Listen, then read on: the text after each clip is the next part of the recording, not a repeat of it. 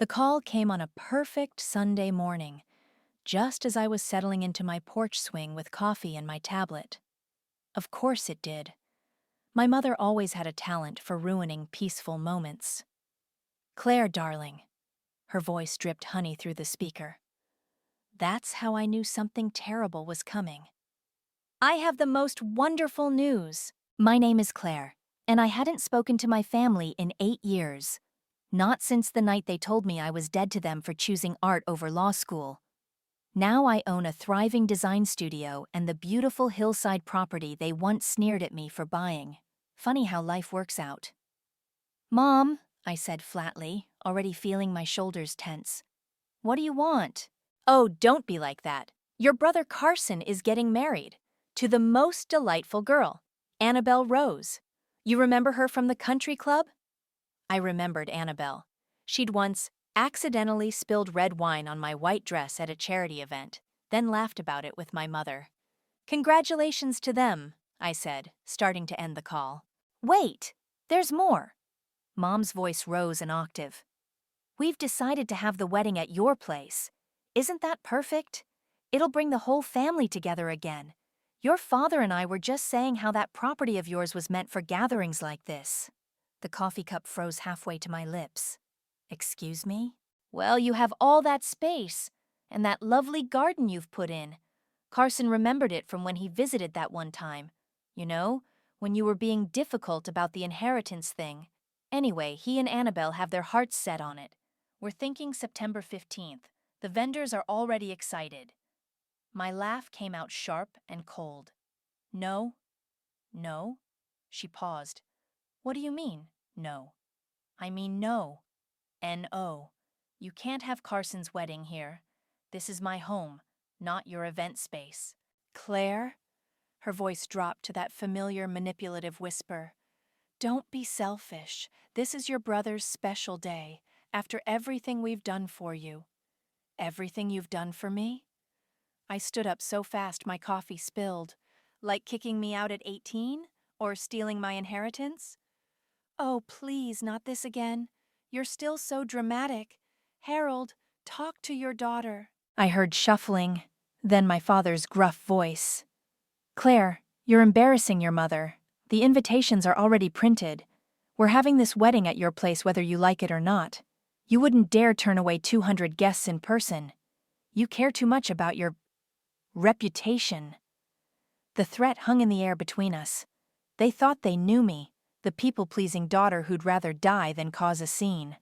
They were counting on my shame to control me, just like always. "Try me," I said quietly. "Now listen here." Dad started, but I cut him off. "No, you listen. Show up on my property uninvited and I'll have you arrested for trespassing. Try me, please." Mom grabbed the phone back. "You ungrateful little—" "Fine. Ruin your brother's wedding. Add it to the list of ways you've disappointed this family. But don't come crying to us when you're all alone with your silly art and your empty house." The call ended. I stood there, shaking, as memories flooded back. Years of subtle cuts and calculated cruelty. Always Carson first. Always my dreams last. The missing inheritance that mysteriously funded my brother's business venture. The constant attempts to shape me into their carbon copy. My phone buzzed with a text from Carson. "Can't wait to celebrate my big day at your place, sis. Annabelle's already talking to decorators. Try not to mess this up for me like you always do." I walked inside to my office and opened my laptop. They thought they knew me. The pushover, the disappointment, the black sheep who'd roll over and take it. But I wasn't that girl anymore. "Fine," I whispered, pulling up my contacts. "You want to play? Let's play." I dialed my friend Georgia's number. She picked up on the second ring. "Hey girl, what's up? Remember when you said your uncle's a judge?" I smiled, feeling a plan take shape. "I need a favor. Actually, I need several favors. And I need you to hear me out before you tell me I'm crazy." Georgia laughed. "Oh God, what are you plotting?" "Justice," I said, opening my calendar to September 15th. Sweet, perfectly legal, absolutely spectacular justice. The game was on, and this time I was writing the rules. The attic stairs creaked under my feet as I climbed up, flashlight beam bouncing off dust motes. I hadn't been up here since moving in, but my mother's call had stirred something. A need to remember. To document. "You sure you want to do this?" Georgia called from below. "We could just drink wine and plot revenge instead." "I need evidence," I called back. "Everything they did to me, I kept records, journals, photos, documents. I knew someday they'd try something like this." The beam caught a stack of boxes labeled, "Do not open," in my teenage handwriting. Fitting. I dragged them to the center of the floor and sat cross-legged. "Oh my God," Georgia gasped, reaching the top step. "Is that you?" She pointed to a photo that had slipped out. Teenage me, standing proud next to my first art show piece. Mom and Dad scowling in the background while Carson played on his phone. "Yep, the day I won the state competition. Also the day they told me art would lead to poverty and shame." I opened the first journal. My handwriting was smaller then, cramped with anger. "They took my acceptance letter to art school and ripped it up. Dad says no daughter of his will waste her life on paintings. Mom says I'm breaking her heart. Carson got a new car for getting C's in pre-law, but my straight A's in AP art mean nothing." Georgia squeezed my shoulder. "Jesus, Claire."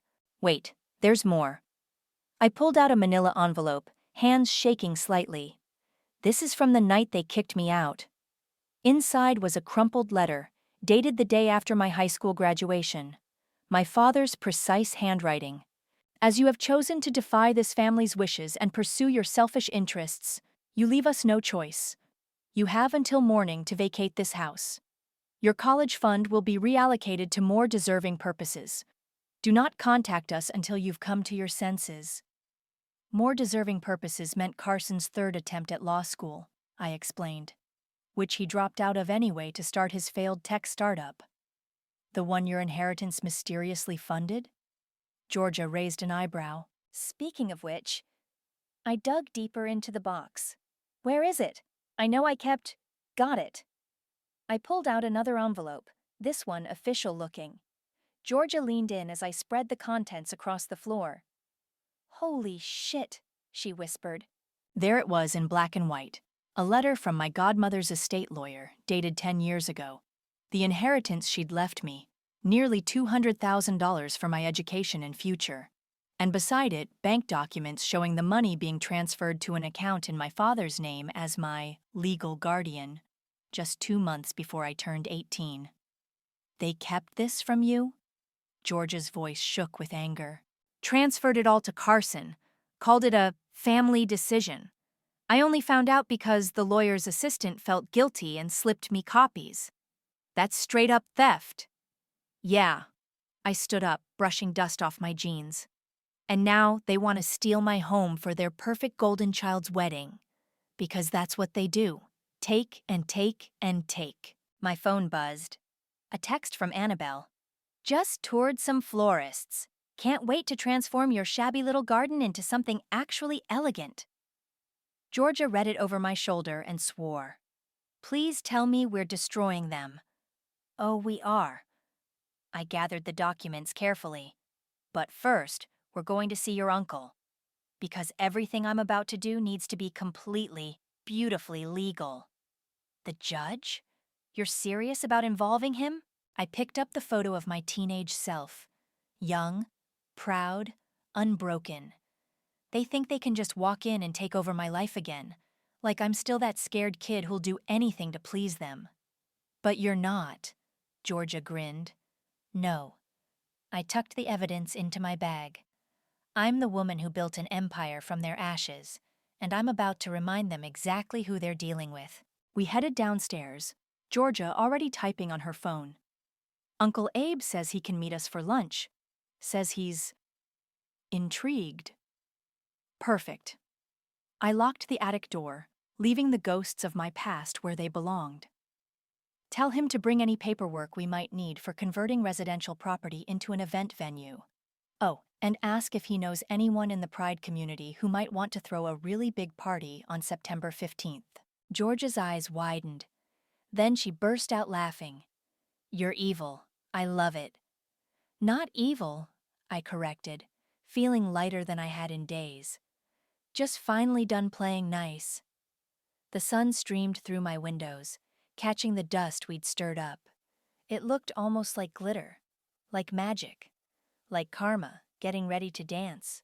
So let me get this straight, Judge Abraham said, peering at the documents spread across his desk. Your family stole your inheritance, kicked you out, and now they're trying to commandeer your property for a wedding you've explicitly refused to host? That's the short version, I nodded, watching him flip through the paperwork.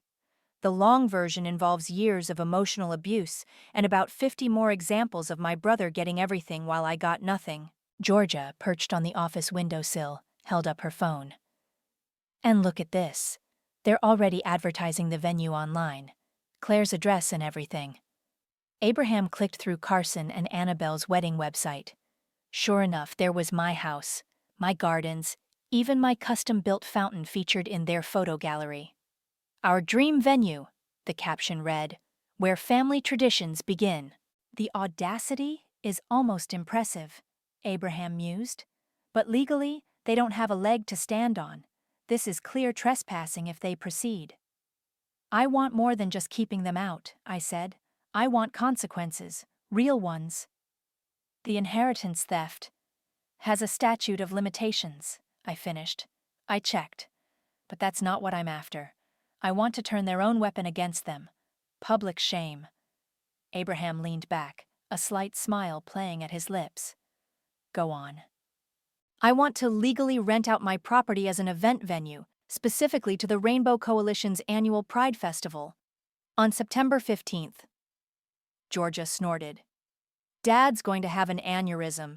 He nearly disowned Cousin Mike just for attending Pride last year. It gets better. I pulled up my laptop. Look what I found when I Googled Carson's new company. The screen showed a business news article. Rising tech star secures conservative family values investment group funding. He's been marketing himself as this traditional values warrior, I explained. Getting backing from all these ultra-conservative investors. The wedding's supposed to be his big society debut. And instead of a fancy country club ceremony, Georgia cackled, he's going to walk into a full-blown pride festival. Abraham studied me carefully. You understand this will burn every bridge? Your family will never forgive this. There's nothing left to burn, I said quietly. They made sure of that a long time ago. He nodded, reaching for his phone. I know someone who handles event permits, and the Rainbow Coalition's director owes me a favor. Give me an hour. While Abraham made calls, I checked my email. 3 new messages from my mother, each more demanding than the last. The final one included a detailed list of minor renovations they expected me to complete before the wedding. They really think they own your place, Georgia said, reading over my shoulder. They think they own me, I corrected. That's why this has to be perfect. That's why... My phone buzzed. An unknown number. The text made my blood freeze. Hey, stranger. Heard about Carson's wedding. Your mom suggested I reach out. Would love to catch up. Lance? Who's Lance? Georgia asked. My ex, the one they tried to marry me off to right before everything fell apart. I showed her his Instagram profile. Corporate lawyer, family approved, total snake. Damn, they're really pulling out all the stops. They think he's their secret weapon, the one that got away who will make me nostalgic and compliant. I smiled grimly. They have no idea they just handed me another piece of ammunition. Abraham hung up his phone. Good news. The coalition is thrilled. They'll have permits filed by tomorrow. Now, about that inheritance.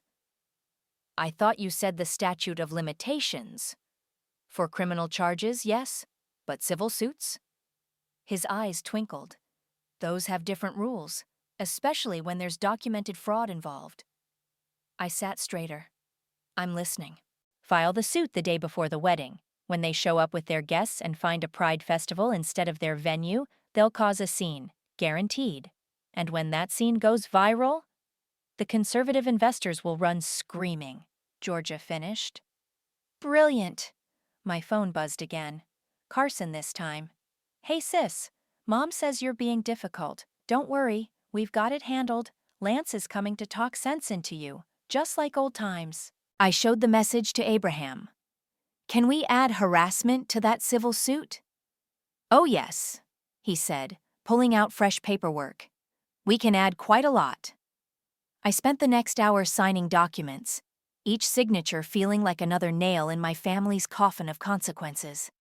By the time we finished, the Pride Festival was officially booked, permits were in process, and a civil suit was ready to drop like a bomb. Last chance to back out, Abraham warned. I thought of all those years of pain, of watching Carson get everything while I got nothing, of my mother's manipulation and my father's dismissal. No, I said firmly. It's their turn to lose something. Georgia raised an imaginary glass. To karma. I smiled, feeling dangerous and alive. To karma. The email from my mother arrived with a dozen attachments. Just some precious memories to remind you of family, the subject line read. I opened the first photo and felt my jaw clench. Me at 6, standing in front of our old house, Dad's hand gripping my shoulder too tight, Mom's plastic smile, Carson front and center with a trophy for participation in T-ball. Look how happy we were, Mom wrote, before you became so difficult. Georgia appeared behind me with 2 glasses of wine. More manipulation. Old photos. They're trying to guilt me with childhood memories. I scrolled through them. Oh, this is rich. They included pictures of Lance. There he was, at my high school graduation. While I stood in my valedictorian robe, he was already cozying up to my mother. I remembered that day clearly. He'd spent more time discussing law firms with my father than celebrating with me. My phone lit up. Speaking of the devil. Claire! Lance's smooth voice filled my kitchen. You're looking gorgeous on LinkedIn these days. What do you want, Lance? Can a guy check in on an old flame? Your mom mentioned... Of course she did. I put him on speaker so Georgia could hear. Let me guess. She asked you to convince me about the wedding? He laughed that practiced lawyer laugh. Always so direct. How about dinner? For old time's sake? I'm in town next week and... Still married to your job? Or did that paralegal finally wise up and leave?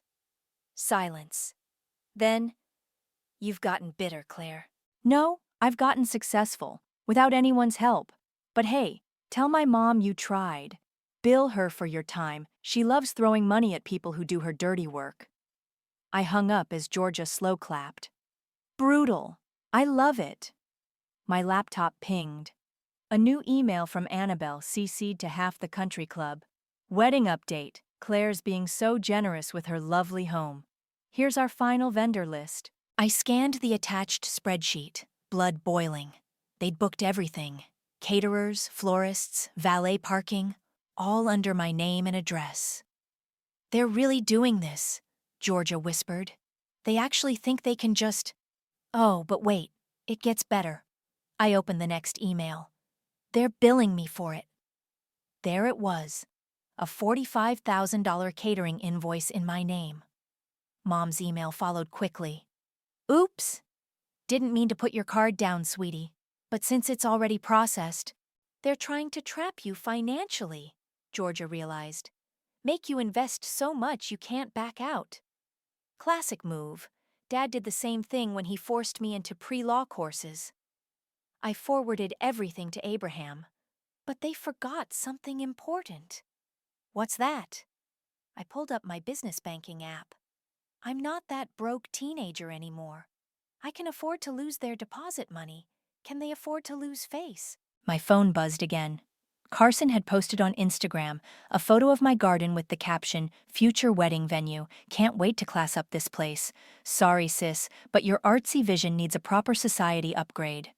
The comments were already flowing in from his conservative business circle. Traditional values win. Showing the black sheep how it's done. Family over foolishness. Georgia read them and swore. They're really painting you as the fallen woman reformed through their intervention. Let them. I opened my laptop and pulled up the Pride Festival's social media. Because in 6 weeks, that narrative is going to explode in their faces. The festival organizers had already started their promotional materials. My property would host 3 stages, food trucks, drag shows, and a headline performance by a famous queer artist. The permits were ironclad, the contracts signed. My phone lit up with a text from Abraham. Civil suit paperwork filed and sealed. They won't see it coming until the day before. Also, Lance's firm might want to know he's harassing potential legal opponents. I smiled and forwarded Lance's call recording to his managing partner's email. "You're really going scorched earth," Georgia observed. "They started the fire." I closed my laptop. "I'm just making sure they burn with it." Another email from Mom. "Darling, Annabelle's mother reserved the country club as backup, but we know you'll do the right thing. You wouldn't want people thinking you're still that angry little girl who ruins family occasions." I thought of the pride flags that would soon fill my garden, of the music that would drown out their judgment, of Carson's face when his conservative investors saw viral videos of him trying to crash a queer festival. "Actually, Mom," I whispered to the screen, "that angry little girl grew up, and she's about to ruin so much more than just an occasion." Georgia raised her wine glass. "To the angry little girl." I clinked my glass against hers. "To the woman she became." The countdown to September 15th had begun, and with every manipulative message, every entitled demand, they were only making my revenge sweeter. September 15th dawned bright and clear. By 7 a.m., my property was already transforming. Rainbow flags lined the driveway, food trucks rumbled into position, and sound engineers tested the stages. I sat on my porch, sipping coffee, watching security teams establish checkpoints. "They're here!" Georgia called from her lookout position. "2 blocks away, whole convoy of cars!" Right on schedule. I smoothed my dress and checked my phone. The live stream was already running, catching everything. The first vehicle, a sleek Mercedes, screeched to a halt at my gate. Mom burst out, designer heels sinking into the gravel. "Claire!" she shrieked, face reddening at the pride flags. "What is the meaning of this?" I smiled serenely. "Welcome to the Rainbow Coalition's annual Pride Festival. Do you have tickets?" More cars arrived. Dad, Carson, and Annabelle emerged, along with what looked like half the country club. Behind them, rental vans carrying flowers and catering supplies lined the street. "Tickets?" Carson stormed forward. "This is my wedding." "No," I corrected, nodding to security. "This is a legally permitted private event, and you're all trespassing." Annabelle, resplendent in white, shoved past security. "You can't do this. We have contracts." "Actually," I held up my phone, "you have fraudulent documents with my forged signature. I've never agreed to host your wedding, but I did sign a legitimate contract with the coalition 6 weeks ago." The catering manager approached, looking confused. "Mrs. Hall, where should we set up?" "That would be me," I smiled. "And you should probably contact whoever actually hired you, because it wasn't me, despite what that invoice claims." Mom's face went from red to purple. "You ungrateful little—" Music suddenly boomed from all 3 stages. The first wave of festival-goers started arriving, decked out in glitter and rainbow gear. Many stopped to live-stream the unfolding drama. "You're ruining everything!" Carson shouted. "My investors are coming!" "Oh, I know." I pointed to the news van pulling up. "I invited them, along with press. Smile for the cameras, brother dear. I hear your conservative backers love viral videos." Annabelle lunged forward, trying to tear down a pride flag. She managed to shove a drag queen in the process, who fell dramatically. "Assault!" Georgia called out helpfully. "We all saw that assault. Good thing we have police on site." 2 officers approached as Annabelle screeched about her ruined wedding. Mom tried intercepting them with her best society smile. "Officers, there's been a mistake. This is a family matter." "This is a permitted event," one cop corrected, checking his paperwork. "And you're all trespassing. Please return to your vehicles." "I'll destroy you for this," Dad growled, jabbing a finger at me. "You think you're clever? You think—" I cut in loudly, aware of all the phones recording, that you should check your email, particularly the one from my lawyers about the stolen inheritance. His face went pale. Behind him, Carson's phone was blowing up, probably investors seeing the emerging social media storm. Last chance, I announced. Leave voluntarily or be escorted out on camera. Your choice. Annabelle chose option 3. She tried rushing the gate again. The police intervened as she screamed about her perfect day being ruined. Mom burst into theatrical tears. Dad looked ready to explode. "My father is a senator!" Annabelle shrieked as officers led her back. "You'll regret this!" Speaking of regrets, I pulled out my phone. Should we discuss the fraudulent catering charges, the forged contracts, the documented harassment? More festival attendees arrived, forming an impromptu audience.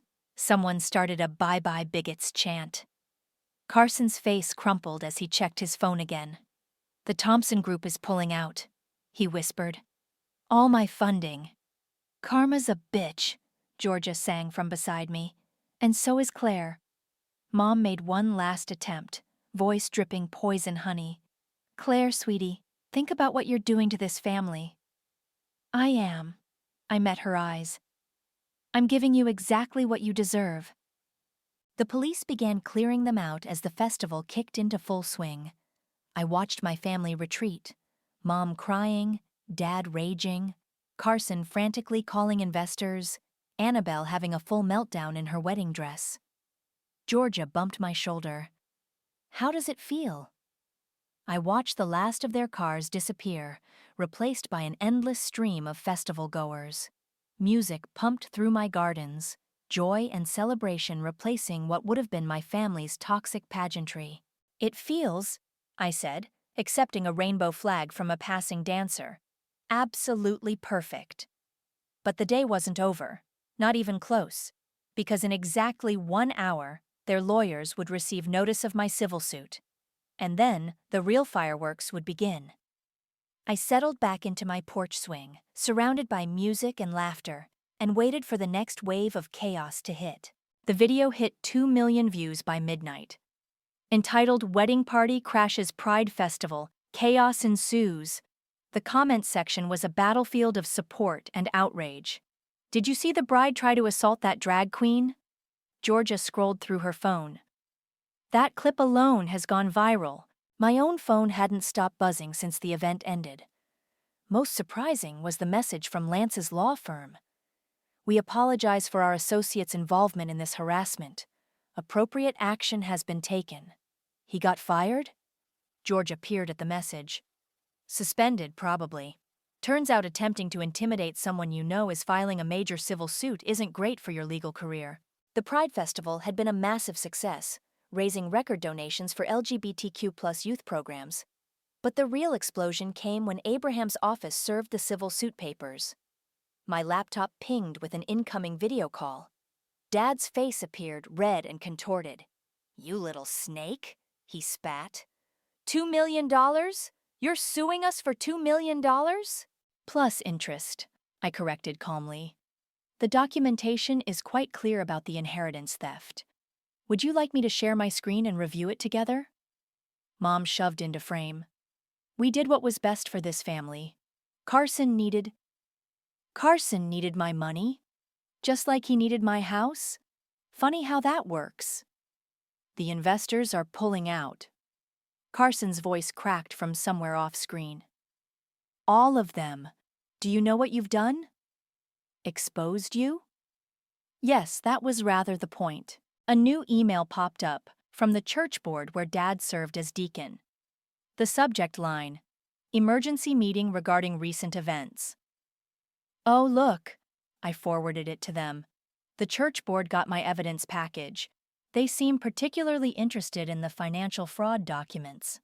Dad's face went from red to white. "You wouldn't dare?" "I already did. Check your inbox. I sent copies to every board member, along with video highlights from today's festival. You know, where you tried to physically intimidate me on camera?"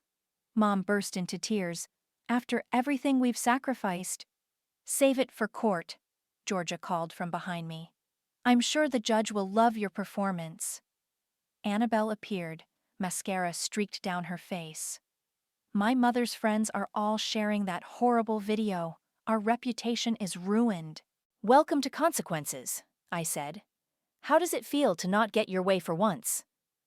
My phone lit up with a text from Abraham. Local news wants to interview you. Your story's gaining traction. Also, opposing counsel already reached out about settlement talks. I held up my phone to the screen. See that? Your lawyers know you can't win this. The evidence is ironclad. So here's what's going to happen. You can't dictate terms to us, Dad thundered. We're your parents.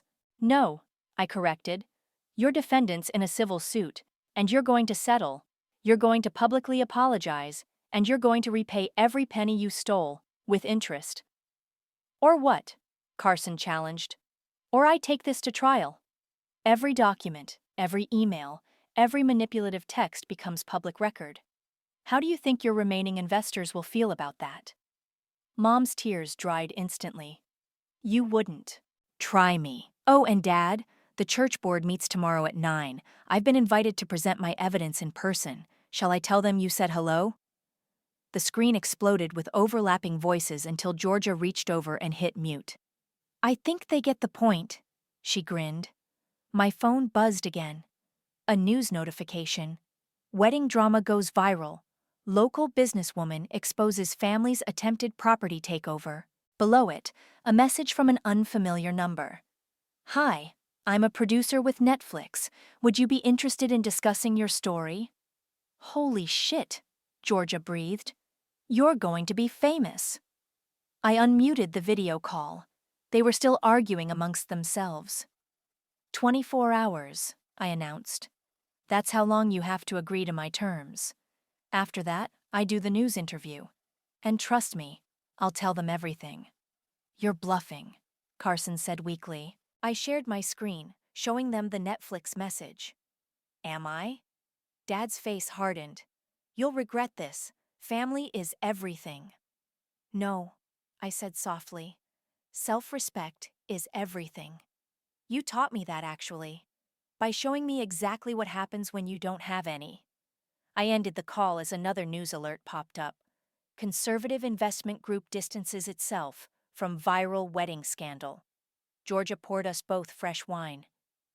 Think they'll settle? They have to. Dad can't lose his church position.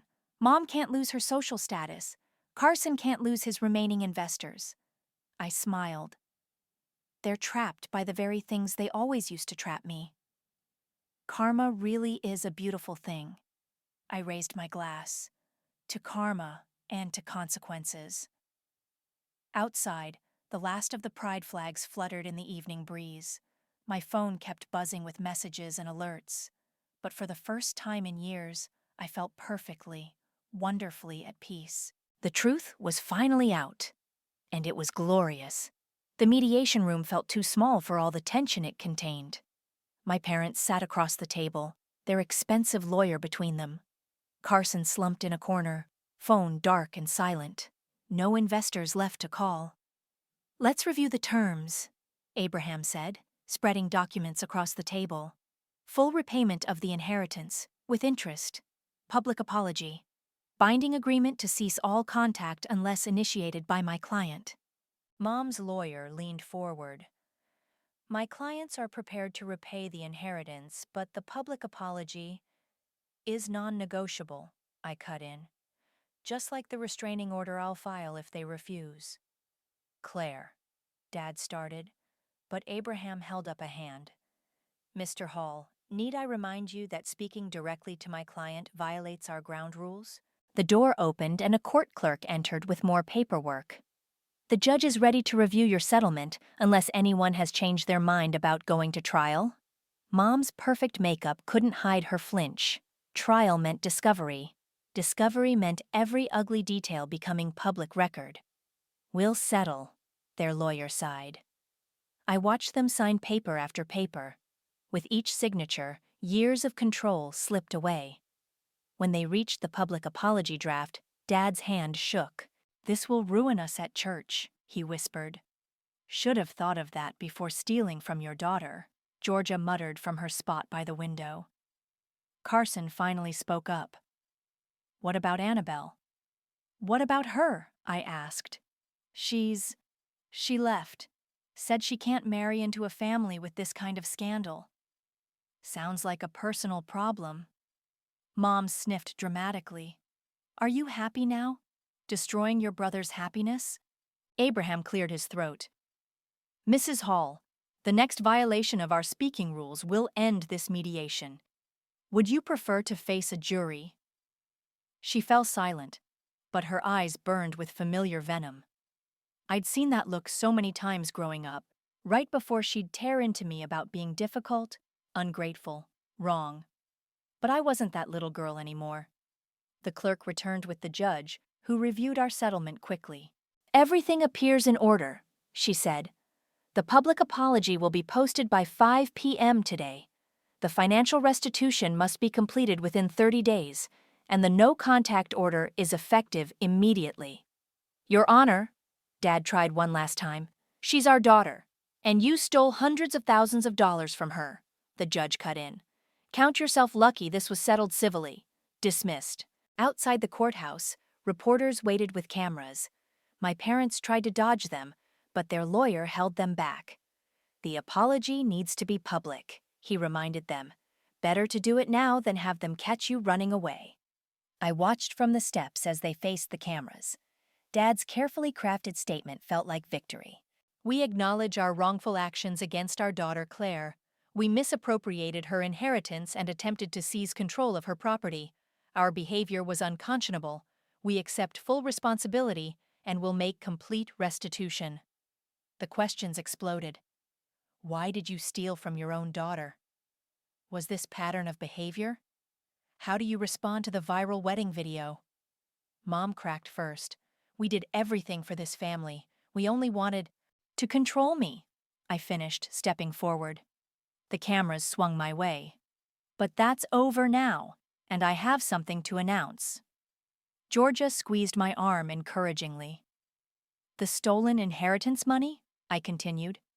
"Every penny will be donated to establish a scholarship fund for artists and creators whose families tried to silence their dreams."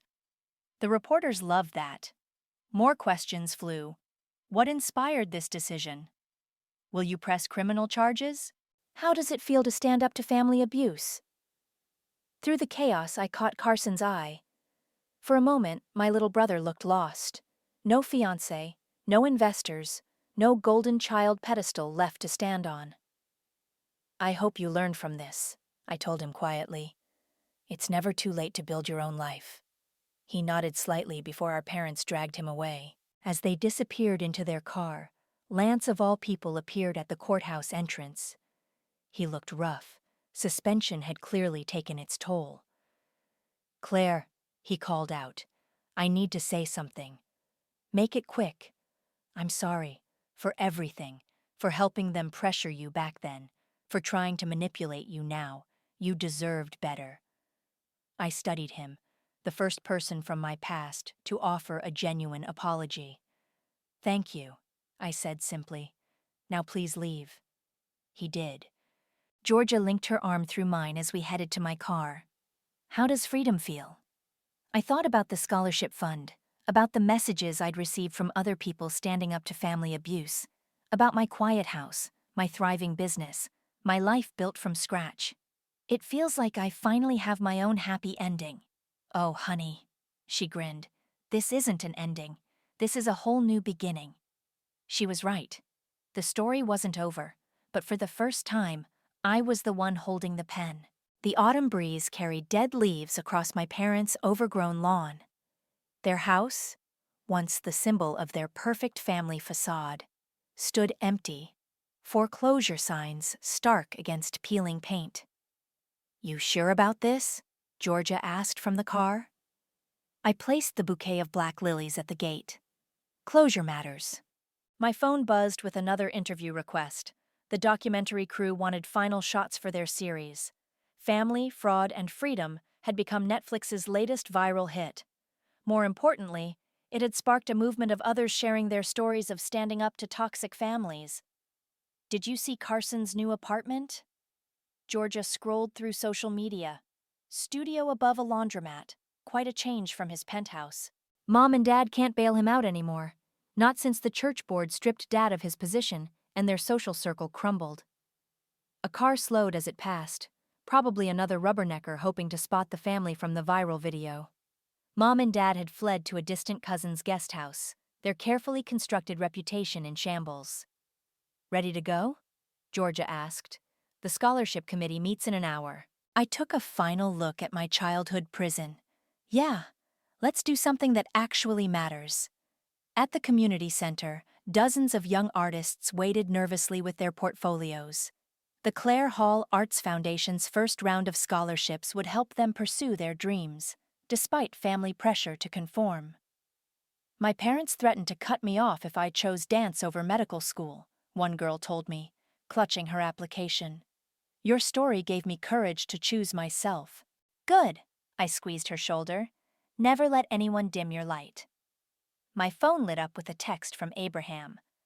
Final restitution payment cleared. Trust fund officially closed. You're completely free of them. Georgia read it and grinned. How's it feel to be a millionaire? Like responsibility, I replied, watching more applicants arrive. Like turning poison into medicine. The scholarship review began. Each student shared their story of art suppressed, of dreams denied, of families who saw difference as defiance. With each one, I saw echoes of my younger self. My dad says art isn't a real career, a teenage boy explained, showing his photographs. But it's who I am. Then be who you are, I told him, loudly and proudly. Between interviews, I checked my email. Annabelle had apparently found a new wealthy family to attach herself to. Lance's law firm had made him a junior partner again, but he stayed far from family law. And Carson. Speaking of your brother, Georgia showed me her phone. He posted this an hour ago. It was a simple message. Starting therapy. Some family patterns need to break. Sorry, sis. Think he means it? Georgia asked. Maybe. But his healing isn't my responsibility anymore. The committee selected 12 scholarship recipients. As I watched them celebrate, hugging and crying, my phone buzzed one final time. A message from an unknown number. Claire, it's Mom. I know I'm not supposed to contact you, but I saw the scholarship program. You've helped so many people. Despite everything I did wrong, you became someone amazing. I'm sorry I couldn't see it sooner. Georgia read it over my shoulder. You going to respond? I thought about it. Really thought about it. Then deleted the message. Some chapters need to stay closed, I said. Besides, I have a family now. It's just not the one I was born into. Georgia hugged me tight. Damn right you do. Outside, the scholarship recipients posed for photos. Their joy radiated brighter than any country club wedding could have. This was real legacy, turning years of pain into possibility for others. The documentary team wants to film the scholarship ceremony next week, Georgia mentioned. You ready for more spotlight? I watched the young artists comparing works, sharing dreams, building connections. Yeah, because it's not about me anymore. It's about them, about breaking cycles. And about karma, Georgia added with a wink. And about karma, I agreed. My phone lit up with another message. This time from the girl who'd chosen dance over medical school. She'd attached a video of her first performance. Thank you for showing me that choosing yourself isn't selfish, she wrote. It's survival. I smiled, remembering that scared teenager I used to be. The one who thought standing up meant standing alone. No, I typed back. Thank you for showing me that every act of courage creates ripples. Keep dancing. Georgia gathered the committee for lunch. As we walked out, I caught my reflection in the window. Strong, steady, free. No more ghosts, no more chains, just possibility, stretching endless as the autumn sky. Coming? Georgia called. Yeah, I said, turning away from the past for the final time. I'm ready. And I was, ready for whatever came next. Because that's the thing about writing your own story. There's always another page waiting to be filled.